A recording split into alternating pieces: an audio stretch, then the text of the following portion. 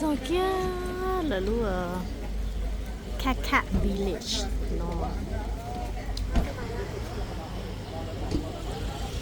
Cat Village cái xe cho có cửa đọc lời sống trong một cái số có cửa nhưng mà trong cái nào thì thiêu chỉ có thì chỉ họ nó thiệt Mika là chống cứ theo ô Mika chống cứ theo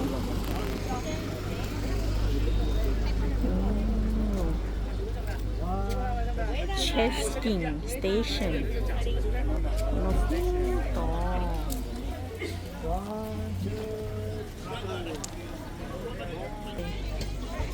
nó đâu có cho sướng hết kia mà nhỏ chỉ liếp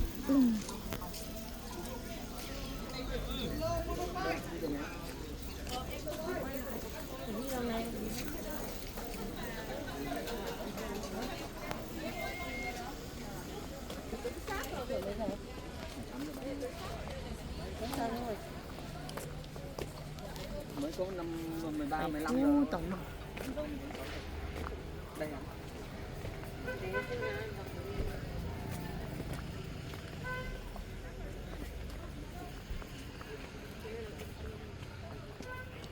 Japan nama Junko cha. Junko cha per Japan.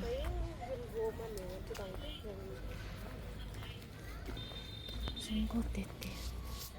Oh Japan nama Junko wo dia. Junko cứ chặt tay wo thằng. Núi giò nhá hậu lòng. Giờ dùng tức ba bờ tôi được cứ hậu cứ hà sẽ nặng lòng. Ví dụ lens.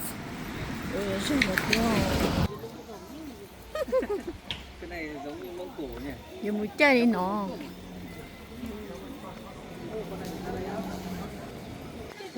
Bây giờ mua hàng được. Bây giờ một chai khi cho nó mua hồ sơ, thì nó trong cái này.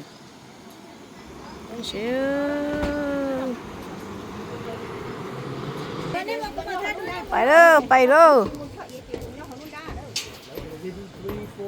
Bay hồng nó, giờ bay chơi chẳng được nữa. Ô nhà của đây cái gì mà? Ê, giờ cái gia cứ tao hồi về pass tao cơ. Cái mà lúc này sao này?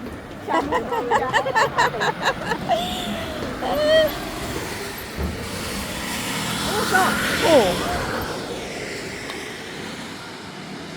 Nhà ok mà.